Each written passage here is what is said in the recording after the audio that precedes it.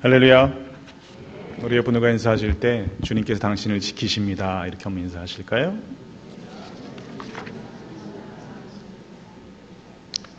하나님의 함께 하심을 믿고 의지하시고 이 땅을 살아가며 날마다 승리하시는 모두가 되시기를 주님의 이름으로 축원합니다.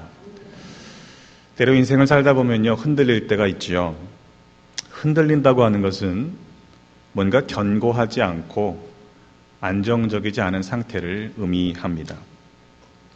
누구에 대해서 믿음이 흔들리거나 관계가 흔들리거나 또는 어떤 건축물의 기둥이 흔들린다 했을 때에는 심각한 문제가 생겼다는 그런 위기감을 표현하는 의미일 것입니다. 왜 흔들리는 것일까요? 누군가 흔드는 존재가 있기 때문이겠죠. 그러나 근본적으로 흔들린다고 하는 것은 기초가 튼튼하지 않기 때문입니다. 그래서 흔들리는 것이지요. 오늘 본문에서 시편의 기자는 그럼에도 불구하고 자신은 흔들리지 않겠다라고 노래하고 있습니다. 그가 그렇게 흔들리지 않을 수 있었던 단 한 가지의 이유는 오직 여호와만을 의지했기 때문이라는 것이죠. 비록 환경이, 지금의 상황이 자신을 흔들고 있지만 그는 앞으로도 결코 흔들리지 않을 것이라는 사실을 다짐하며 하나님을 송축하고 있습니다. 우리도 그런 믿음을 가지고 살면 얼마나 좋겠어요. 그러나 때로 이 일들이 언제 끝나나 싶은 고난이 또 어려움들이 끊어지지 않을 때가 있습니다. 만약 그렇게 흔들려야 하는 일들이 하나님께서 우리를 테스트하시는 것이라면 그것은 긍정적인 것입니다. 좋은 일입니다. 하지만 만일 그것이 사단이 우리를 무너뜨리기 위해서 흔드는 유혹이라면 우리는 그러한 영적인 싸움에서 지지 않기 위해서 우리 모두 기도하며 문제의 본질을 정확하게 꿰뚫고 대처해야 될 줄로 믿습니다. 오늘 말씀의 제목이 그렇습니다. 주의 영광이 머무는 곳. 과연 그것이 의미하는 바가 무엇일까요? 우리는 영광이라는 단어를 자주 사용합니다. 그러나 그것을 제대로 설명한다는 것이 그렇게 쉽지는 않습니다. 영광이라는 단어를 가리키는 구약과 신약의 단어가 실은 차이가 있습니다. 그럼에도 그 영광이라는 단어가 가리키는 본질은 하나님의 성품을 나타내는 그런 단어입니다. 사람에게는 honor라는 단어를 쓰지만 하나님께는 glory, 영광이라는 단어를 쓰죠. honor라고 하는 단어를 영예라고 우리말로 번역할 수 있다면 하나님께 쓰는 단어 glory가 영광에 해당됩니다. 종종 어떤 분들과 얘기할 때 영광입니다 이렇게 얘기하시죠. 또 집안에 경사가 났을 때 가문의 영광입니다 이렇게 이야기를 합니다. 또 누군가 높고 위대한 사람들을 만났을 때 만나 뵙게 돼서 영광입니다 이렇게 이야기할 때는 그것은 honor이라는 단어를 사용합니다. 사람에게 해당되는 표현이죠. 반면에 하나님께 대한 glory, 영광이라는 것은 하나님의 무게, 하나님의 크심, 하나님의 광채를 나타내는 것이기 때문에 그것이 언어의 수준을 분명히 뛰어넘는 것이겠죠. 한자를 보시면 저게 영광이라는 한자죠. 근데 보다 분명해집니다. 영광의 영자는 영화 영자고 광은 당연히 반짝반짝 빛나는 것을 의미하는데 글씨를 보면 나무 위에 불이 2개나 있습니다. 그렇죠? 불이 나무를 둘러싸고 있는 모습을 나타내고 있습니다. 혹시 생각나는 장면이 없으십니까? 네? 무엇이라고요? 네. 하나님께서 80세의 모세를 부르실 때 장면이 떠오르셔야 돼요. 출애굽기 3장 2절로 3절의 말씀에 보면 여호와의 사자가 떨기나무 가운데로부터 불꽃 안에서 그에게 나타났다라고 말씀하고 있죠. 모세가 보니까요, 떨기나무에 불이 붙었는데 타지 않는 겁니다. 여러분, 나무에 불이 붙으면 타야 맞죠. 그 떨기나무가 사라지지 않은 것이 하도 신기해서 그 신기한 광경을 보려고 모세가 그 나무 곁으로 가까이 다가갈 때 하나님께서 말씀하십니다. 모세야, 모세야, 가까이 오지 말아라. 네가 쏜 곳은 거룩한 땅이니 네 발에서 신을 벗어라. 이 장면을 우리가 다 설명할 수도 이해할 수도 없습니다. 우리의 상식 밖에 일이기 때문에 그렇죠. 그러나 분명한 것은 하나님의 영광이 임재하는 곳은 거룩한 것, 그것은 우리의 일상과 구별되는 것이고, 또 영광이라고 하는 것은 하나님의 임재하심을 나타내는 표현이다라고 말할 수 있을 것입니다. 한마디로 얘기해서 오늘 제목, 하나님께서 주의 영광이 머문다고 하는 것은 그것은 하나님께서 계시는 곳이다 라고 말할 수 있습니다. 그래도 여전히 명확하지가 않습니다. 그렇죠? 그래서 무엇인가를 우리가 설명하려고 할 때는 두 가지 방법이 가능할 것 같아요. 단순하게 얘기하면 이것은 이런 것입니다 라고 그런 설명들을 계속해서 붙여가는 방법이 있을 것이고, 그런 긍정적인 방법과 더불어서 그것은 이런 것이 아닙니다 라고 하는 부정적인 이야기를 설명해가면서 개념들을 좁혀갈 수가 있습니다. 저는 오늘 시편 26편의 말씀 속에서 주의 영광이 머무는 곳이 과연 어떤 곳인가를 이렇게 두 개념을 가지고 한번 방법적으로 생각해 보려고 합니다. 먼저는 긍정적인 접근을 해보지요. 주의 영광이 머무는 곳을 나타내는 오늘 시편 26편의 말씀을 찾아보면 그곳은 주의 인자하심이 있는 곳입니다. 그곳은 주의 진리 중에 행할 때에 경험할 수 있습니다. 그곳은 주의 제단이며 주께서 계신 집입니다. 그래서 다윗은 그의 발이 평탄한 데 서서 여호와를 송축하리라 라고 노래할 수 있는 것입니다. 반면에 부정적으로 주의 영광이 거하지 않는 곳을 나타내는 표현을 한번 찾아보죠. 주의 영광이 머물 수 없는 곳은 어떤 곳입니까? 허망한 사람이나 악한 자와 같이 앉는 자리에 주의 영광이 머물 수 없습니다. 간사한 자와 동행하는 길에는 주의 영광이 머물 수 없습니다. 행악자의 집회이며 죄인과 살인자와 함께하는 삶, 그곳에도 주의 영광은 머물 수가 없습니다. 그들의 손이 사악함이 있고 그들의 오른손에 뇌물이 가득한 일들이 있는 곳에는 주의 영광이 머물 수가 없습니다. 그런 자리와 그런 인생들 가운데에는 결국 하나님의 영광이 함께할 수 없다는 사실을 우리는 기억해야 합니다.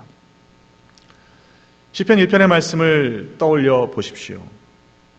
복 있는 사람은 악인의 꾀를 따르지 아니하며 죄인들의 길에 서지 아니하고 오만한 자들의 자리에 앉지 않는다라고 말씀했습니다. 그런 곳에는 결코 하나님의 영광이 함께할 수 없는 것이지요. 결국 우리가 하나님의 영광을 경험하기 위해서는 빛 대신 주님께로 날마다 나아갈 때에 비로소 주의 영광을 볼 수 있게 되는 것입니다. 죄인의 길과 오만한 자리에서 떠나 오직 진리 가운데 행하고 주님과 더불어 동행하는 삶을 살아갈 때에 하나님의 영광을 경험할 수가 있는 것입니다.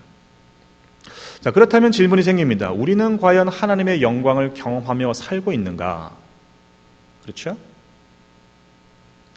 그런데 만일 그렇지 않다면 우리가 서 있는 길과 우리가 앉아있는 자리가 하나님의 영광과는 거리가 먼 곳에 있다는 말이 될 수도 있다는 사실을 우리는 주의해야 할 것입니다.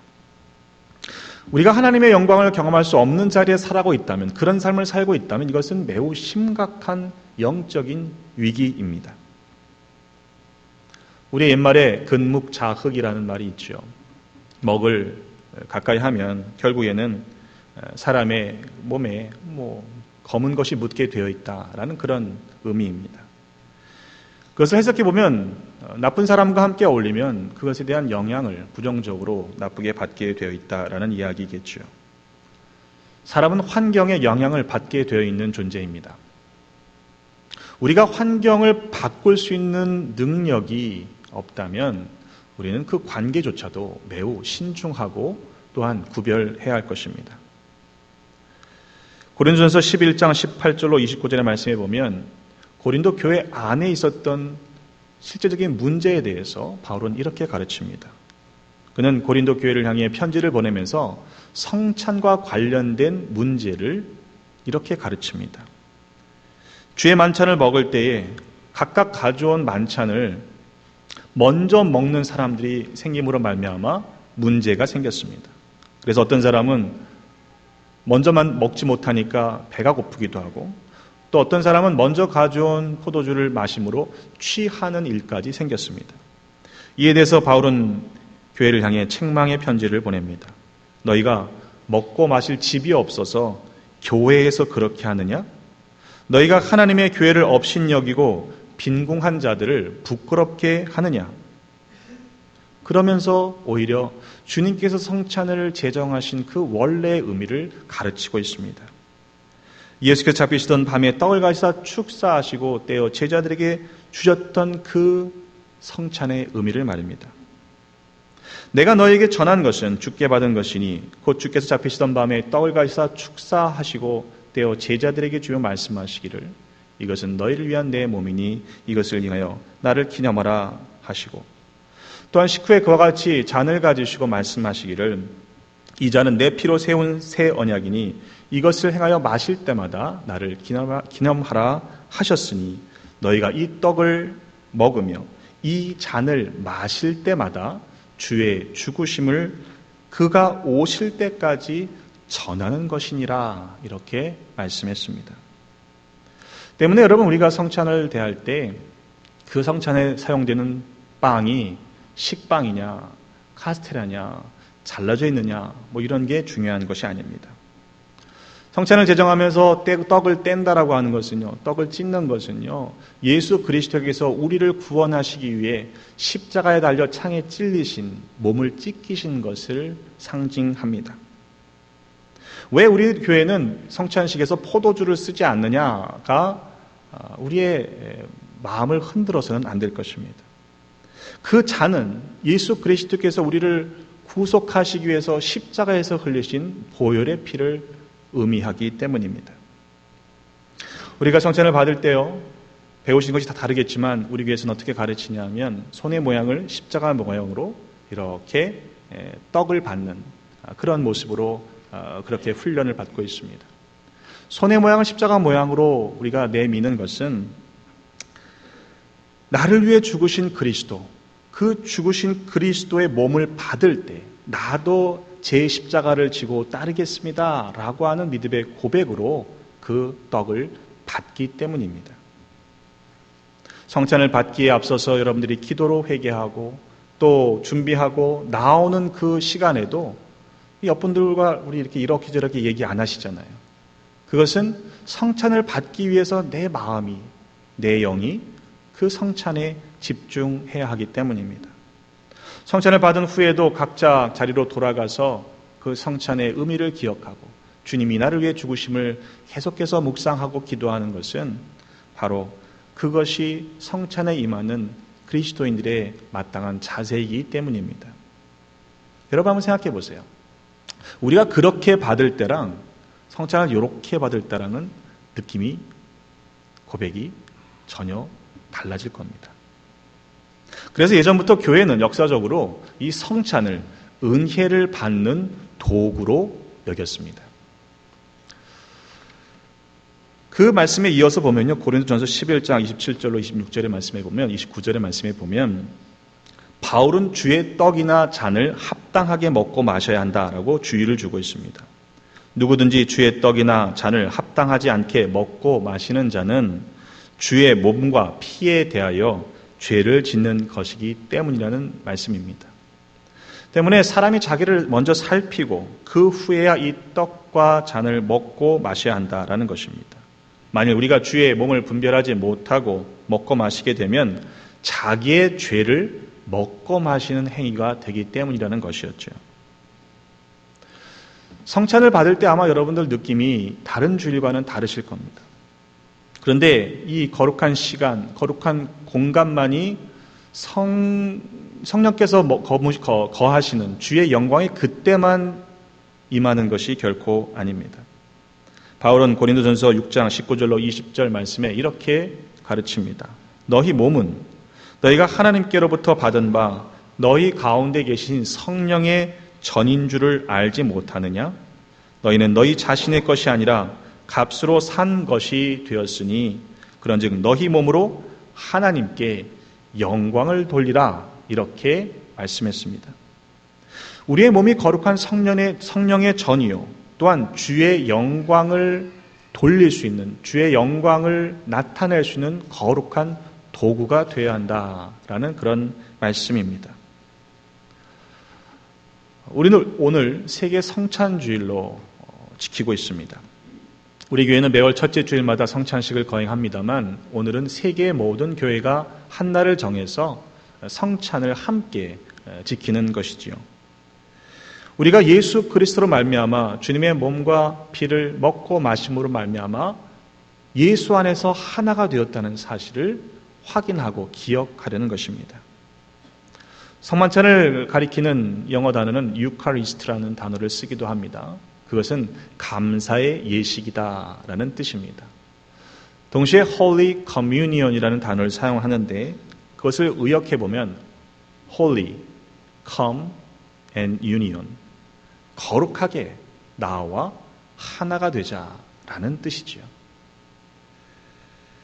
예수를 구주로 고백하는 믿음을 갖고 있는 자들에게는 그러한 은혜가 임할 수 있는 것입니다. 그래서 연합감리교회는 그 성찬식을 믿음을 갖고 참여하는 모든 사람들에게 공개합니다. 오픈 커뮤니언입니다. 그래서 나이나 배경이나 여러 가지 조건을 상관하지 않고 내가 예수를 구주로 고백하는 모든 자들을 성찬회로 초대하는 것이지요. 그런데 종종 보면요, 그 성찬에 임하시면서 마음이 불편해지는 분들을 종종 보게 됩니다. 왜냐하면 내가 지금까지 경험해왔던 성찬식과 좀 다른 거예요. 심지어는 한국에서는요, 우리 어린아이들을 성찬에 초대하지 않습니다. 뭐 그런 여러 가지 이유가 있겠죠. 그러나 잘 생각해 보시면 그 누구도 성찬에서 소외될 수는 없는 것입니다. 주님과 하나 되며 우리가 예수님 안에 서로 하나라는 사실을 확인하는 거룩한 식탁이기 때문입니다. 또한 우리가 기억해야 할 것은요, 우리가 경험하는 주님의 임재를 경험하지만 주의 영광이 머무는 곳에서 주님의 은혜를 우리가 경험하지만 그러나 장차 우리가 진짜로 보게 될 그 영광과는 비교할 수 없다는 사실입니다. 로마서 8장 16절로 18절의 말씀에 보면 성령이 친히 우리의 영과 더불어 우리가 하나님의 자녀인 것을 증언하시나니 자녀이면 또한 상속자 곧 하나님의 상속자요 그리스도와 함께한 상속자니 우리가 그와 함께 영광을 받기 위하여 고난도 함께 받아야 할 것이니라. 생각하건대 현재의 고난은 장차 우리에게 나타날 영광과 비교할 수 없다라고 말씀했습니다. 뿐만 아닙니다. 계시록 마지막에 보면 22장 5절에 우리가 장차 경험하게 될 하나님의 영광의 모습을 이렇게 비유하고 있습니다. 다시 밤이 없겠고 등불과 햇빛이 쓸데없으니 이는 주 하나님이 그들에게 빛이심이라. 그들이 세세토록 왕노릇 하리로다 라고 말씀했습니다. 여러분, 그 영광을 마지막에 보실 수 있는 모두가 되시기를 주님의 이름으로 축원합니다. 우리는 하나님의 영광을 나타내는 성령의 전입니다. 하나님께서 거하시는 거룩한 몸입니다. 그러니 흔들려야 되겠습니까? 여호와 하나님만 의지하시기를 주님의 이름으로 부탁을 드립니다. 오늘 시편의 기자의 고백이 우리의 믿음의 고백이 되기를 간절히 소원합니다. 또한 바울이 가르친 것처럼 영광을 받기 위해서는 그 고난의 잔도 함께 받아야 한다고 했습니다. 주님을 따르는 길은요, 영광만이 있지 않습니다. 그 영광을 얻기 위해서는 거쳐야 하는 십자가의 길, 고난의 길, 좁은 길이 있습니다. 그러나 그 끝에는 반드시 영광의 그 자리가 있음을 잊지 마시고 영생의 그 자리까지 나아가시기를 주님의 이름으로 축원합니다. 사단이 아무리 우리를 회방한다고 해도요, 우리가 주님과 함께 동행한다면, 주님만 의지한다면 결코 흔들리지 않게 될 줄로 믿습니다. 혹 우리 가운데 아직도 어떠한 일들로 인해서 믿음이 흔들리는 분들이 있다면 내가 과연 주님만 의지하고 있는가 다시 한번 점검해 보시기를 간절히 바랍니다. 여러분, 교회는 그리스도의 몸입니다. 그렇다면 우리 교회 가운데에 주님의 임재가, 주님의 영광이 나타나야만 합니다. 만약 그렇지 않다면 우리가 주님의 말씀대로 살아가지 못한다는 의미가 될 수도 있음을 우리는 경계해야 할 것입니다. 하나님의 임재, 주의 영광이 머무는 곳, 우리의 삶, 여러분의 가정, 또 교회가 되시기를 주님의 이름으로 축원합니다.